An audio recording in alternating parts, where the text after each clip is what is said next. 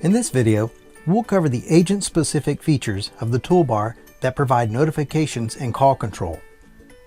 So let's get started with the notifications.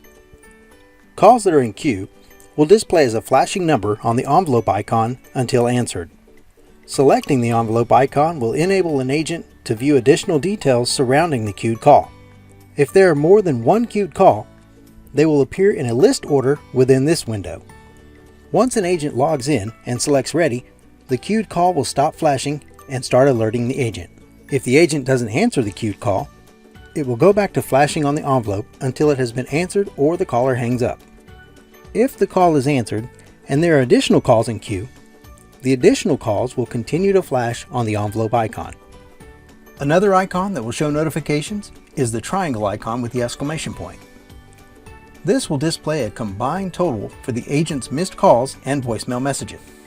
Selecting this icon will enable you to see whether the total number displayed is for missed calls, voicemails received, or both. If there are missed calls, selecting the missed calls link will open a new pop-up window with the caller's number along with the date and time the call was missed.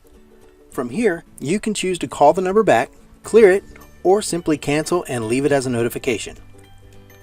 If there are voicemail messages, selecting the voicemail message link will dial the voicemail box associated with the agent. Now let's move into call control from the toolbar. Buttons that are activated during a call will either flash between red and gray or turn solid red. So let's take a call and see this in action. While connected to a call, the answer and hang up icons will change to a steady color of red.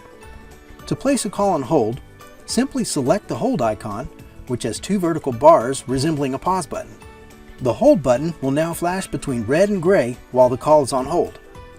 To remove the call from hold, simply select the icon again. The solid gray appearance will indicate the call has been successfully taken off hold. To mute the call, select the microphone icon to the right of hold. This icon will also flash between red and gray while the call is muted. To turn off mute, select the icon again. Now let's move to conferencing and transferring a call. To conference a call, select the green conference icon here. This will open a window enabling a conference destination to be entered. This can be an external destination or internal extension. Let's conference in extension 505. We'll simply enter 505 and select dial. This will automatically place the current call on hold while attempting to reach the entered destination. If there is no answer, select the hang up icon, then remove the held call from hold by clicking the hold icon.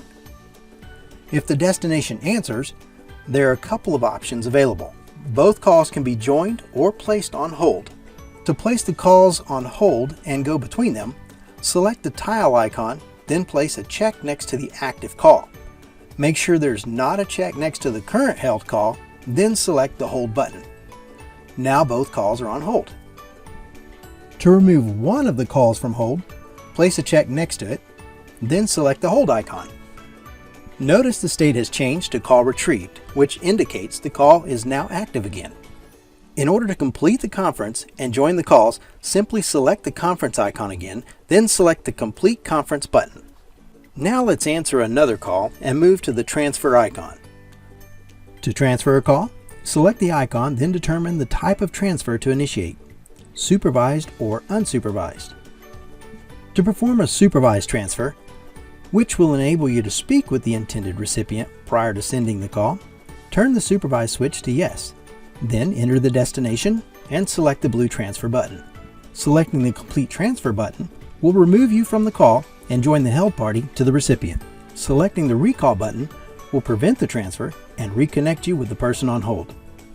To perform an unsupervised transfer that will immediately send a caller to a specific destination, simply set the supervised switch to no and select the blue transfer button. Unsupervised transfers will remove you from the call as soon as the transfer button is selected.